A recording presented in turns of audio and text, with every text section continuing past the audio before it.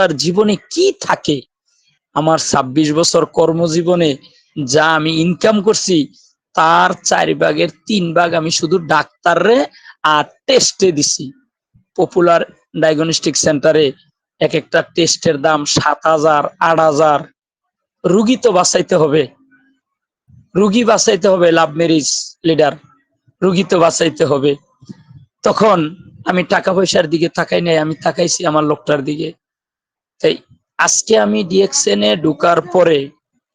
ঢুকার পরে আমি প্রথম মাসেই আমার ম্যাডামের অনেকগুলা সমস্যা একটা একটা একটা একটা করে এই রানিং মাসের ১ তারিখে আমি আমার পিবি বোনাস কোয়ালিফাই করছি আমার ম্যাডামের জন্য স্পাইরুলিনাটা আইনা।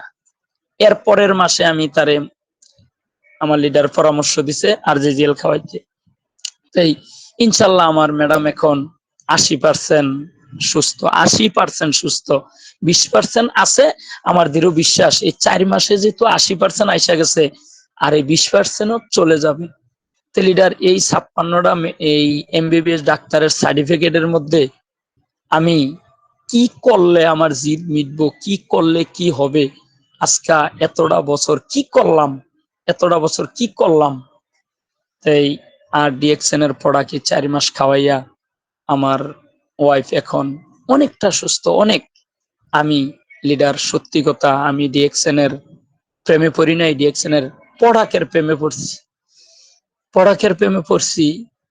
আমার মেয়েরে আমি যখন একটা এই লোশন দিলাম, আমার মেয়েকে যখন পেস্ট দিলাম, আমার মেয়েকে যখন শ্যাম্পু দিলাম, মেয়েও ব্যবহার করে বলতেছে আব্বু এই প্রোডাক্টটা তো অত্যন্ত ভালো। আমার মেয়ে অনার্স ফার্স্ট ইয়ারে সাইকোলজি নিয়ে পড়তেছে। আমার মেয়েও এটার উপর অনেক কিছু রিসার্চ করতেছে এবং দেখতেছে এবং প্রোডাক্ট সেলের চেষ্টা করতেছে। আজকে আমি বারিধারা হেড অফিসে গেছি, আসার পরে আমার মেয়ে আমার হাতে ১,০৫৫ টাকা দিল। বাবা বললাম বাবা কিসের? আব্বু আমি একটা পেস্ট বিক্রি করছি, একটা সাবান বিক্রি করছি, একটা পাপিয়া বিক্রি করছি। আলহামদুলিল্লাহ, আলহামদুলিল্লাহ। ভাবলাম আমি বারিধারা হেড অফিসে এই ট্রেনিং করতে গেছি, আমার মেয়ে দিক দিয়ে প্রোডাক্ট বিক্রি করে। আমার ভাগ্য, আমার কপাল, আলহামদুলিল্লাহ। তো যাই হোক লিডার, আমি মনে মনে অনেকটা অনেকটা আন্তরিকভাবে দুঃখিত।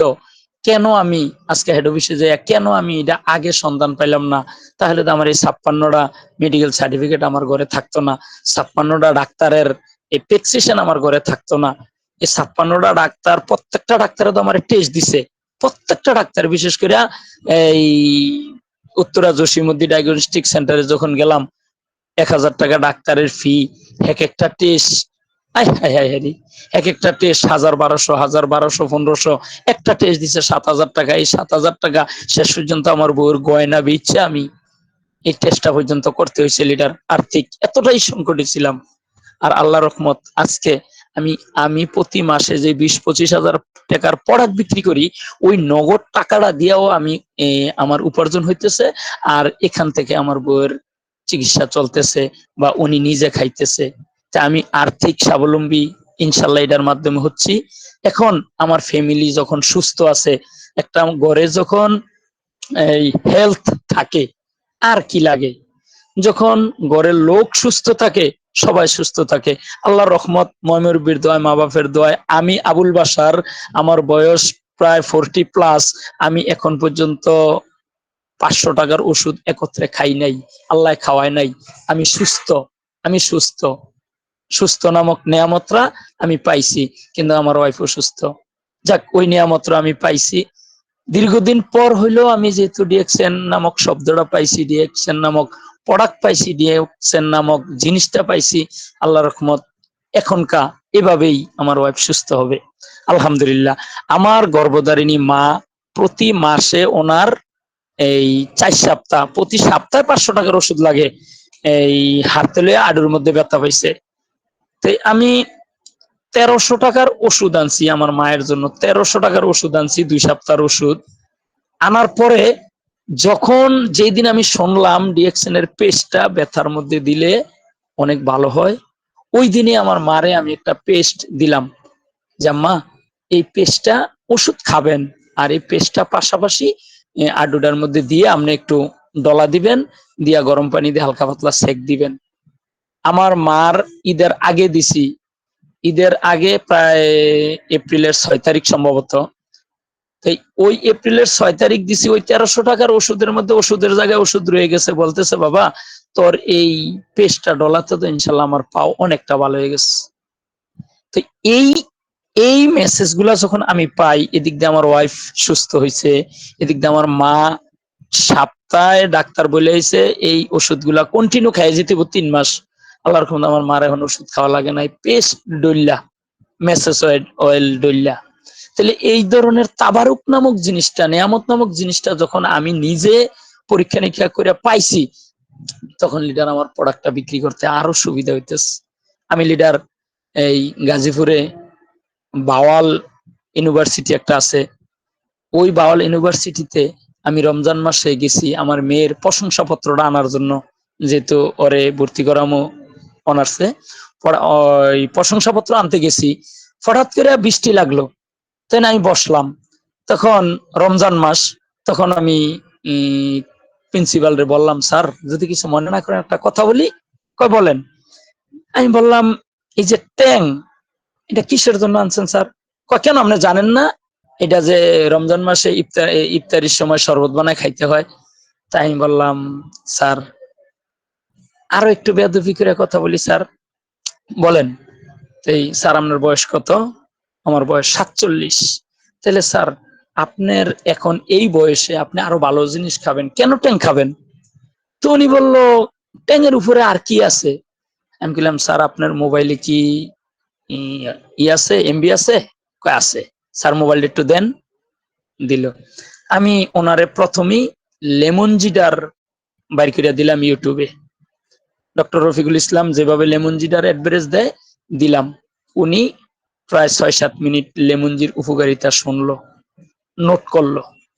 আর কি আছে, ওনার দাঁতটি একটু অপরিষ্কার দেখছি, পান খাইছে, আমি ওই দেখেন একটা পেস্ট, এই নামক একটা পেস্ট দিলাম, পেস্টটা শুনলো, শুনে উনি নোট করলো। আর কি আছে, ওনার ডায়াবেটিস আছে, বললাম এই ঋষিকিনু একটা চা আছে, প্রাথমিকভাবে চাটা দেখেন।